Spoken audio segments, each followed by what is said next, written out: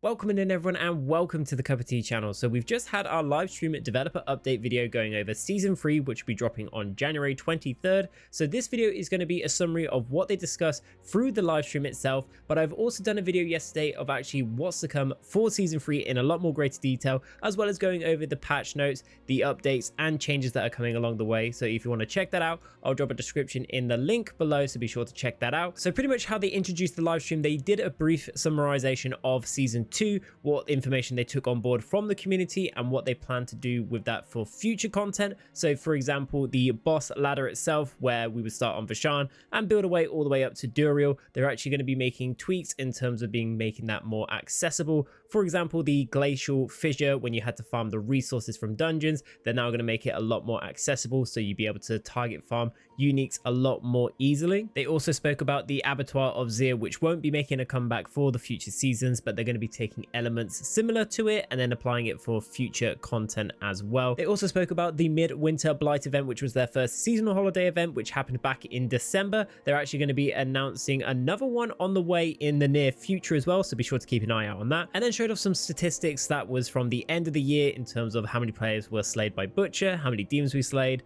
how many hardcore players perished, and then additionally what were the most popular classes, which was Sorcerer and Necromancer. And after the introduction, they actually spoke about Season 3 and started things off with a little bit of lore for players familiar or new to the whole Diablo story and franchise. If you played Diablo 3, you may have recognized the name Zoltan Kulle. They spoke about him, his fate, and then also the character which we will be introduced to in Season 3, which is Ioshan, their relationship together, how they formed the constructs themselves, what were their whole design plan ideas, and then obviously what the whole theme is now being corrupted by a demon, a servant of Diablo known as Malphus. He has now corrupted this device known as the Loom and has created his own haven itself, but now wants to expand out into Sanctuary, expanding his power and corruption. So the seasonal quest will begin in Gearkul, and an event will happen in the town in which, after some investigating, you'll be then sent to your first vault. Within the vault, you will actually come across these constructs which are being corrupted by Malphus himself, and as you're progressing through the vaults, you'll be collecting pieces of these constructs. As you delve further more into the vaults, you'll actually come into a room where Ioshan himself is there, but he's actually been captured and is being corrupted by Malphus. Once you've managed to free Ioshan, he then actually converts the construct pieces that you've been collecting within the vaults into something known as the Veneshal construct. And then during the live stream, they gave a small demonstration of what you can do with the Veneshal and what abilities and skills it can provide your character, and then what builds you can then start theorizing or putting together now. And they showed us a little bit more footage of the Malphus main fight itself. So Malphus has actually corrupted one of Zoltan Kulle's prized constructs. This is what you'll be taking on in a fight. It's a little bit different to what you're used to, so rather than it being a boss that moves around a certain zone like Duriel or that, this one is actually a stationary one, and it requires you to actually work around these trap mechanics. And they've also mentioned that there's going to be a Uber Vault run as well as the Uber version of Malphus, which is going to be a lot more difficult than the standard story version of the fight. And then with the new season as well, we're actually getting a new seasonal town known as the Gate Hall.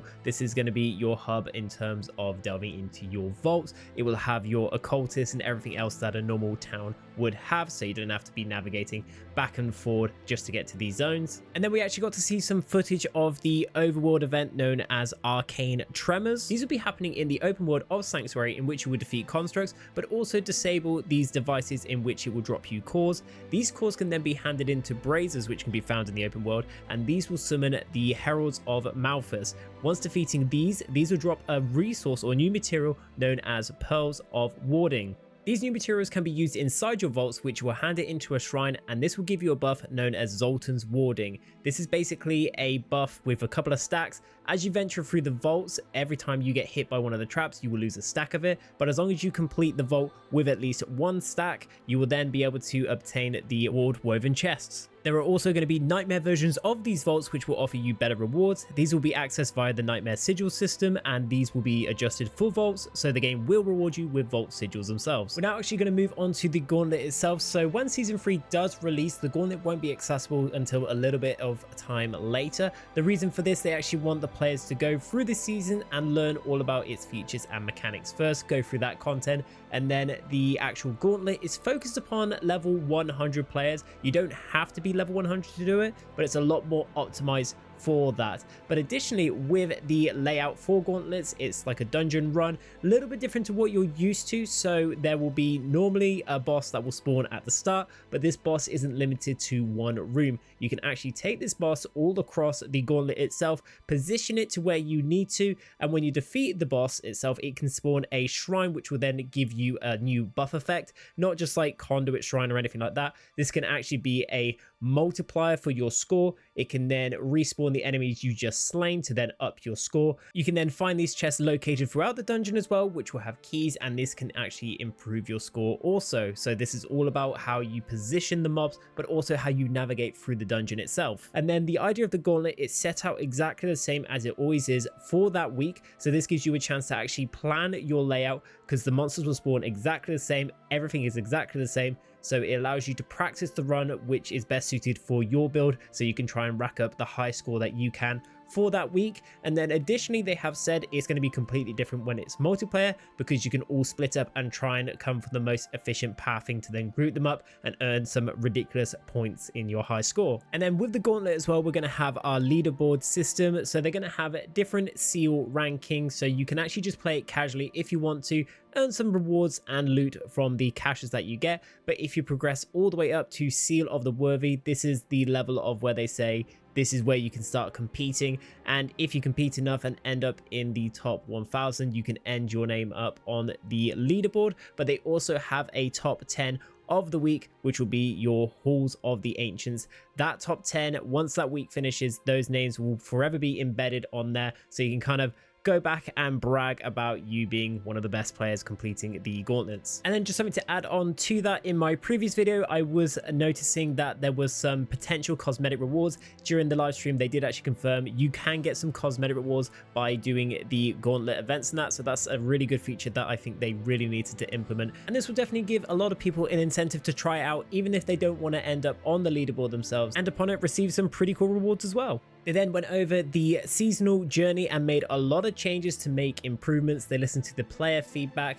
They've removed sections of PvP objectives where a lot of the completion rates were super low, so they've swapped them out to be a lot more achievable ones. And then additionally, the rewards that come with it, they're actually going to be providing you with some of the stones that can go into the seneschal.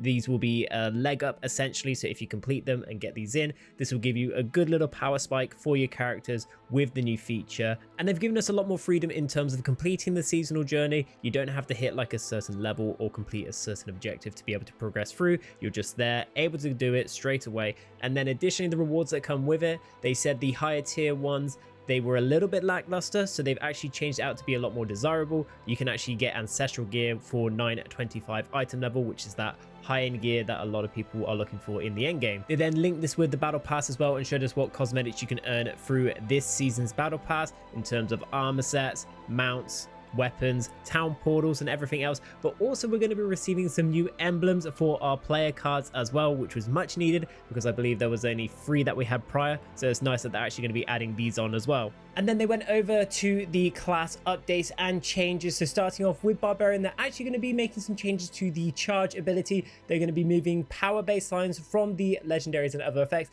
and just outright buffing the damage. In fact, on one of the screenshots that they provided, originally it was doing 1.2k damage on hit. It is now being accelerated up to 12.5k, so a massive buff in there. And then also they're going to be providing buffs to a lot more key passives such as Walking Arsenal, so that last little section of the skill tree for the Barbarian. And then with shouts as well, this was something that they were always wanting to make changes to. A lot of Barbarian builds pretty much relied on the free shouts. They're now wanting to have multiple shouts on your bar field, less like a requirement, but keep it as an open option as well. So we're going to see potentially a lot more new builds coming with the Barbarian, and hopefully a charge build, which is something that I've been looking forward to myself. And then moving on to Sorcerer, so just bear in mind these are just some of the updates that are going to be coming with season 3. It's not every single one. These are the ones that just stood out a little bit more for examples. And the Lightning Spear Critical Strike now applies vulnerability. Sorcerers had difficulty finding other options to apply the vulnerability effect, normally came from their Frost Nova,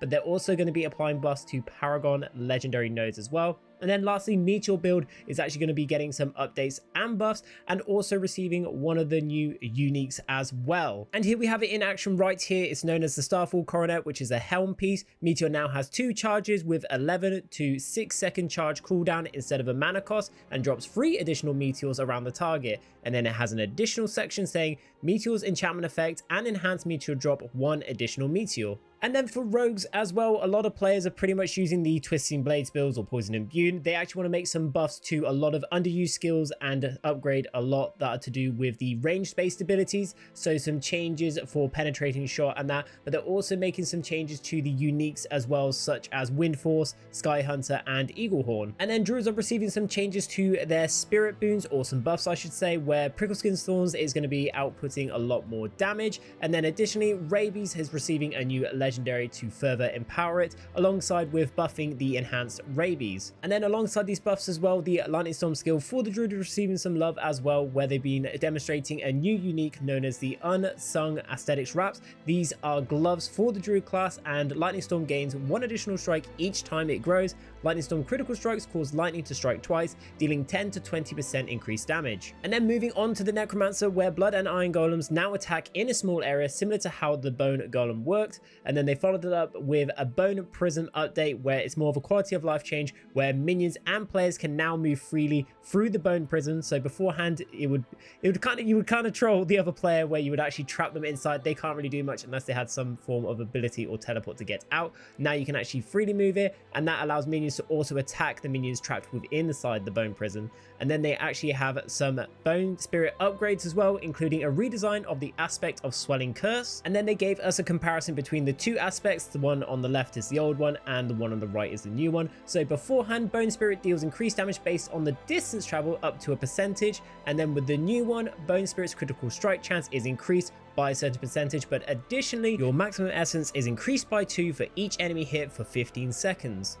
And then they went over how they're going to try and process all the class balance changes going forward. So they want players to discover builds and have a bit of fun and free range in what they do. If they discover something that's doing very well, they want to be encouraging that sort of stuff, but they also want to be changing the meta, making changes to different skills and abilities as well, so the player doesn't feel entirely pigeonholed into you must use this build because it's the only one performing the best. They want to bring a variety and flavor and a bit more free range for the players. And it's not just done by providing buffs for new skills as well, it's actually tweaking and fixing some of the issues that the current builds that have been highly performing during the Abattoir of Zir and just in the endgame. So for example, the Ball Lightning enhancement is causing too much damage, so they're going to be making tweaks to that. The extra rogue combo points via the unique interactions, the Twisting Blade and Poison Imbue interactions, and like the Violent Hammer of the Ancients was always applying even if you didn't spec into it. And then obviously tweaks to Overpower, because it turned out it was a bit too strong in general